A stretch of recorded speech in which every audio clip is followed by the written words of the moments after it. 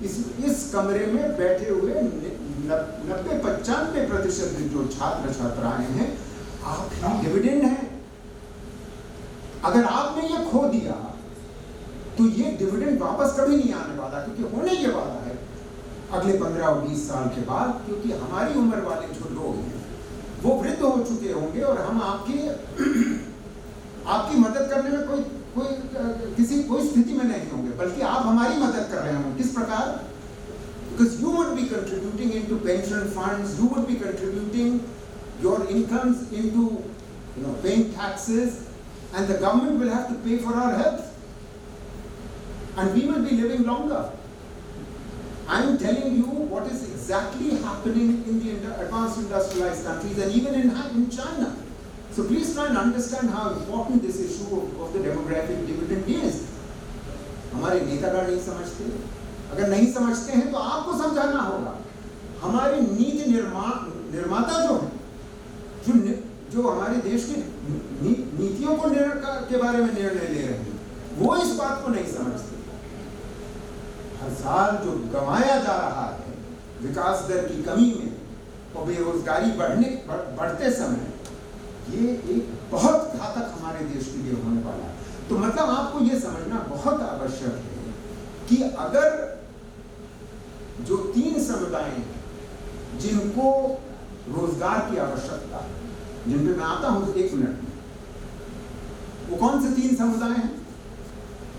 अगर हम उनको हम रोजगार नहीं प्रदान कर पाते और गैर कृषि क्षेत्र में रोजगार प्रदान करना आवश्यक है, ये समझना आपको बहुत जरूरी है, क्योंकि कृषि क्षेत्र में वैसे ही बहुत ज्यादा लोग हैं।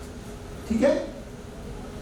मतलब आज का युवा जो ग्रामीण इलाकों से आता है वो भी अच्छा खासा पढ़ा लिखा चला जा रहा है। आपके बहुत सारे साथी जो खासतौर से एफिलिएटेड कॉलेजेस में होंगे, या आप स्वयं भी, आपके परिवार शहरों से नहीं, शायद गांव से आते कनेक्टेड होंगे, लिंक्ड होंगे, है ना? तो पॉइंट ये है कि आज तो किसान भी किसानी छोड़ना चाहता है क्योंकि आमदनी कम है, और जो पढ़ा लिखा युवा है ग्रामीण इलाकों का, वो तो निश्चित रूप से ये काम छोड़ना चाहता है, शहरी इलाकों में आना चाहता है, उद्योगों में आना चाहता है, सेवाओं में आना चाहता है। मगर अगर रोजगार पैदा नहीं होगा और वो गैर कृषि क्षेत्र में रोजगार चाहता है, वो मॉडर्न सर्विसेज में चाहता है, उद्योग में चाहता है, कंस्ट्रक्शन सेक्टर, रियल एस्टेट किस तरीके से पनप रहा है, आप देख रहे हैं, आपके चारों तरफ शहर में दिखाई देता है।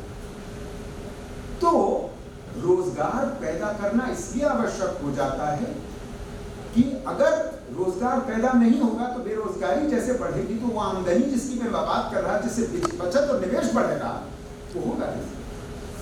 तो विकास दर जो होनी चाहिए वो नहीं हुई। मैं आपको एक बात कहकर के इस डिविडेंड वाली बात खत्म करना चाहूंगा कि चीन का उदाहरण ले लीजिए। चीन और भारत एक ही स्तर पे थे प्रति व्यक्ति आय के मामले में 1980 में। 1947 में तो थे ही, 1980 में भी हमारे स्तर पे थे वो, मगर आज वो कहां है और हम कहां? वो 30 साल यानी कि 3 दशक निरंतर 9 से 10% विकास दर की रफ्तार पे उनकी ग्रोथ हुई, और उन्होंने गरीबी गिराई, उन्हें स्वास्थ्य सेवाएं, उनकी शिक्षा सेवाएं बेहतरीन होती चली गई। They realized their demographic dividend. They rode the wave of their demographic dividend because their visionary leaders were focused on that. You have to ask your own leaders, are our leaders focused on this or not? Do they even begin to understand what we are talking about here? Because please try and understand that today the Chinese leaders, since 2015 when their dividend ended, you know what they are saying? वो कह रहे हैं जबकि उनकी आय अब हमसे 4-5 गुना हो गई, प्रति व्यक्ति आय की बात कर रहा हूं, जबकि 30 साल पहले वो हमारे स्तर पर थे। उनके नेतागण जानते हैं आप क्या कह रहे हैं? पिछले 10 सालों से, 7-8 सालों से वो कहते हैं Europe became old after they became rich.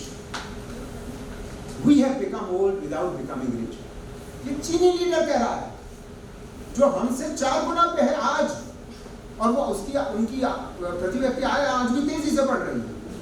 तो इसलिए आवश्यक है ये समझना आपको और हमारे नेतागण को, और जो नहीं समझ रहे हैं उनको आपको समझाना होगा।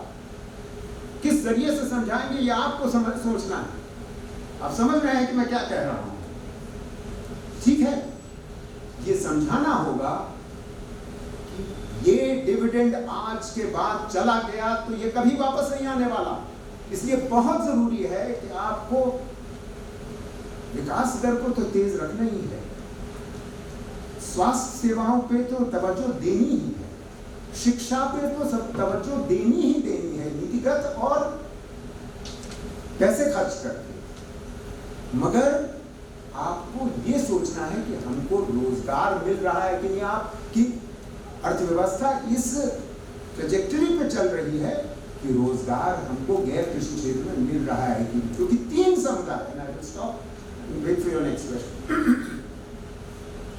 3 समुदाय ऐसे हैं जो इंतजार कर रहे हैं गैर कृषि क्षेत्र में रोजगार का। कौन से 3 समुदाय हैं? एक तो वो जिनकी मैंने अभी चर्चा करी, कृषि क्षेत्र से जो लोग काम छोड़ना चाहते।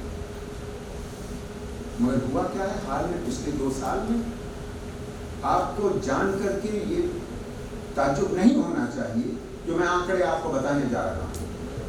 PLFS के पीरियोडिक लेबर फोर्स सर्वे जो NSS आंकड़े इकट्ठा करता है, वो बताता है कि 2019 में कोविड से पहले कृषि क्षेत्र में 20 करोड़ लोग काम करते थे, कार्यरत थे 20 करोड़ कृषि क्षेत्र में, एग्रीकल्चर, और इसकी संख्या मात्रा कम हो रही है 15 साल लगातार 2004 से 20 में क्या हुआ? पलायन हुआ वापस। आपके राज्य में भी वर्कर्स वापस आए। आपके वर्कर्स देश भर में फैले रहे होंगे, केरल में होंगे, तमिलनाडु में, गुजरात में, जहां जहां आपको मालूम। 30 million workers came back. More than 30 million workers came back in that year alone. Unlike the 10 million that the government claims came back. 3 crore लोग वापस आए कृषि क्षेत्र में। इसका मतलब क्या हुआ कि कृषि क्षेत्र जो वैसे ही बहुत ज्यादा, जिसके ऊपर बहुत ज्यादा लोग निर्भर थे, उसमें 3 करोड़ की और वृद्धि हो गई। अब आप सोच सकते हैं कि उसका असर क्या हुआ। उसका असर ये हुआ कि रोजगार दर वहां पर कृषि क्षेत्र में कम हुई, गरीबी बढ़ी, मनरेगा पे भार बढ़ा, सरकार का खर्च और व्यय बढ़ा, क्योंकि मनरेगा का खर्च बढ़ाना पड़ रहा था मजबूरन।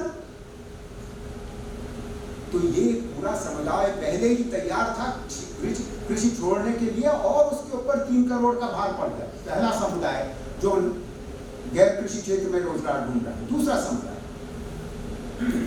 जब ये सरकार आई थी उस समय रोजगार का कुल संख्या, बेरोजगारी की कुल संख्या, मैं सरकारी आंकड़ों की बात कर रहा हूँ, हमारे मित्र CMI के हेड हैं, वो अभी अपनी आंकड़ों की जो बात करेंगे, सरकारी आंकड़ों के आधार ये कहा जा सकता है कि 1 करोड़ लोग बेरोजगार थे 2012-13 में। ठीक है, आप 2019 में ये पाते हैं कि वो संख्या बढ़ चुकी थी, 3 करोड़ हो चुकी थी, यानी कि 3 गुना हो गई थी केवल 7-8 साल में। आप समझिए कि वो नोटबंदी, वो GST, इन चीजों का जो असंगठित क्षेत्र पे जो असर हुआ, इसका जो विकास दर कम हुई, उस पर बेरोजगारी का कितना भयंकर आघात हुआ। ये आपको समझना आवश्यक है। आप लोग उस समय जरूर ताली बजा रहे हो उनकी जब नोटबंदी हुई होगी, मगर आपने कभी ये सोचा, अर्थशास्त्र के अगर आप छात्र हैं, कि उसका असर असंगठित क्षेत्र पर क्या हुआ। मैं आपको बता रहा हूँ कि असंगठित क्षेत्र का असर क्या हुआ। ये कोविड से पहले की स्थिति है, और 2020 और 21 में तो असंगठित क्षेत्र जो MSMEs हैं उन पे और भयंकर आघात हुआ। तो वो संख्या बढ़ करके लगभग 3.25 करोड़ हो गई है, 3 करोड़ से 3.25 करोड़ हो गई। अब आप सोचिए, इनको हम, और ये सब अधिकतर पढ़े लिखे हैं, जाहिर काम ढूंढ रहे हैं। जब इतने लोग बेरोजगार होंगे तो आप समझ सकते हैं कि जो रोजगार की दर होगी उसमें कितनी कमी आएगी। जो रोजगार की तरफ भयंकर तेजी थी 12-13 तक, क्योंकि गैर कृषि क्षेत्र में रोजगार पैदा हो रहा था, उसमें भयंकर या फिर बिल्कुल कांस्टेंट रहती है वो रोजगार दर, और या गिरती है अलग अलग, चाहे कैजुअल वर्कर्स हो, रेगुलर वर्कर्स हो, सेल्फ एम्प्लॉयड हो, उसके मैं आंकड़ों में नहीं जा रहा कि ये दूसरा समुदाय। तीसरा समुदाय क्या है? तीसरा समुदाय तो वो है जो आप हैं, अभी पढ़े लिखे जा रहे हैं, अभी आप you will join the labour force, you will start looking for work, you not studying just to remain students all your life, you are studying in order to get work. And this is particularly true for women. Now, I haven't said anything about women so far, but the female labor force participation rate in this country has been falling. And a very important reason why it's been falling is because jobs are not growing in the non-farm sector, just at the time when the girls are getting educated, much better educated than ever before. About 5 to 6 million youngsters join the labor force each year. In my estimate, यानी कि 50 से 60 लाख हर साल ऐसे हैं जो काम ढूंढते हैं।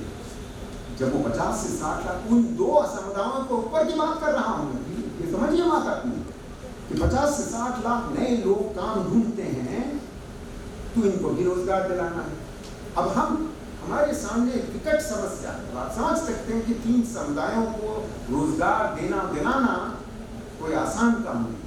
तो ये भारी भयंकर चुनौतियां हमारे देश के सामने हैं, आपके प्रदेश के सामने हैं, आप स्वयं के सामने हैं। जी।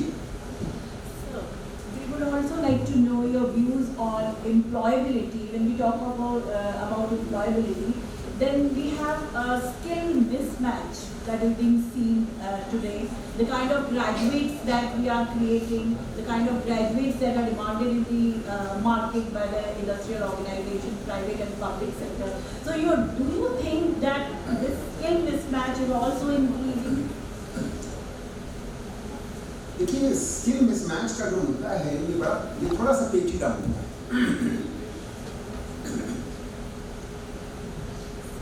मिसमैच पे मैं अभी आता हूँ, मुझे 2 मिनट दीजिए। नहीं, मैं जा नहीं रहा। अब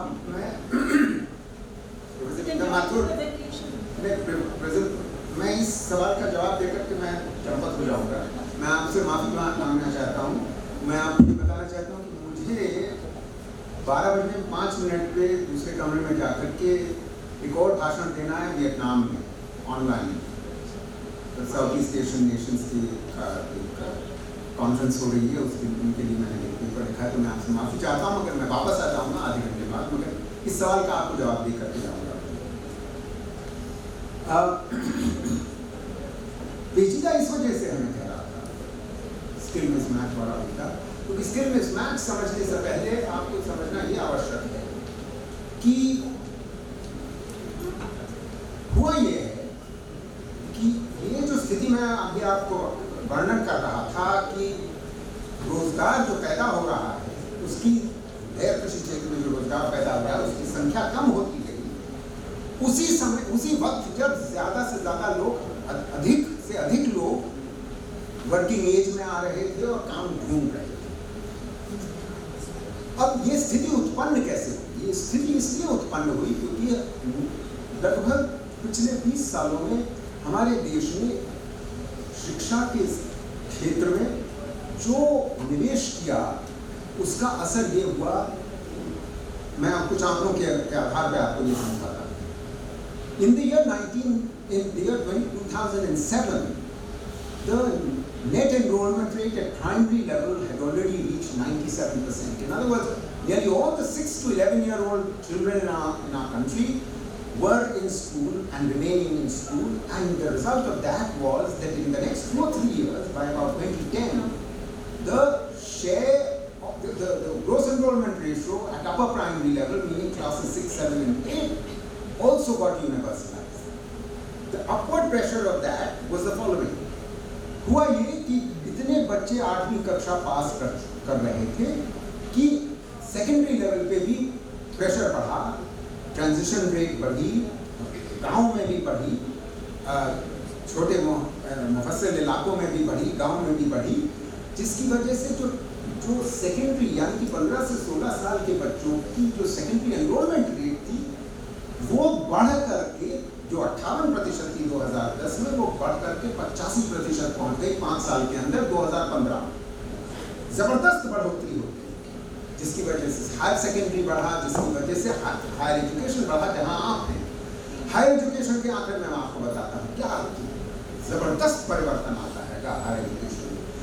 2006 में ग्रोस एनरोलमेंट रेशो 18 से 23 साल की उम्र के छात्रों के बीच, उम्र वाले लोगों के बीच ग्रोस एनरोलमेंट रेशो केवल 11% था 2006 में। As I have been saying, the denominator was rising. In other words, those who were in the 18 to 23-year-old age group was rising. At the same time, gross enrollment at higher education went from 11% to 26% by 2017. That's a phenomenal increase of gross enrollment at higher education level. तभी आप अगर आप BCSR के कमरे में जाएं तो आपको आंकड़े दिखेंगे कि एफिलिएटेड कॉलेजेस राजस्थान विश्वविद्यालय में कितने हैं, किनकी संख्या इतनी कैसे बढ़ गई। 600 एफिलिएटेड कॉलेजेस हैं इस विश्वविद्यालय से जुड़े हुए। और एक और आंकड़ा आपको बता देता कि इस पिछले 20 साल में लगभग 2000 से 2016 के बीच में हमारे देश में एफिलिएटेड कॉलेजेस की संख्या 10,000 से बढ़कर 42,000 हो गई। यानी कि हर दिन 4 नए एफिलिएटेड कॉलेजेस खुल रहे थे हमारे देश भर में without a weekend break. Can you imagine how rapidly our system grew? And if the system grew that rapidly, then you would imagine how the quality would have declined. Quality decline is what is related to the skills. कि बच्चे पढ़ते तो चले जा रहे हैं मगर employable नहीं, क्योंकि कुछ पढ़ रहे हैं मगर वो तैयार हो रहे हैं रोजगार के लिए, नौकरी के लिए शायद नहीं।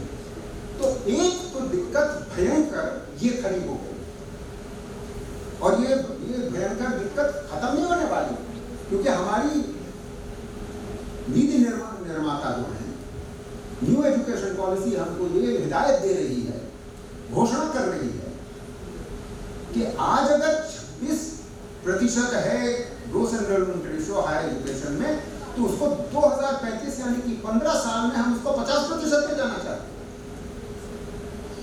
अरे जो है उनको तो नौकरी दे नहीं पा रहे, उनको तो एम्प्लॉयमेंट बना नहीं पा रहे। आपकी नीति यह है कि आप इसको दुगना चौगना कर देना चाहते हैं on a rising base. Please try to understand the denominator is constantly rising. आपके पास पैसा है, आपके पास सोच है कि टीचर्स को किस तरीके से हायर करेंगे, उनको क्या सैलरी दी जाएगी, उनको किस सेक्टर में एजुकेट कर रहे हैं, इसका इलाज क्या है। Come back to the skill mismatch. You see, you can't generate just general academic education, masses of unemployable people, if you are not preparing them for the labor market.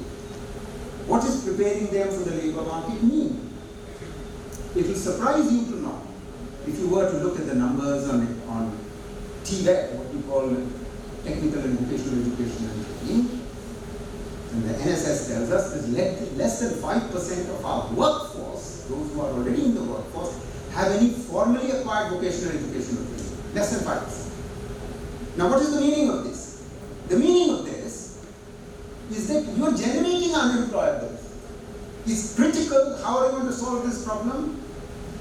The way you should be solving this problem, हमारे जो नीति निर्माता हैं उनको इस बारे में गहराई से सोचना पड़ेगा।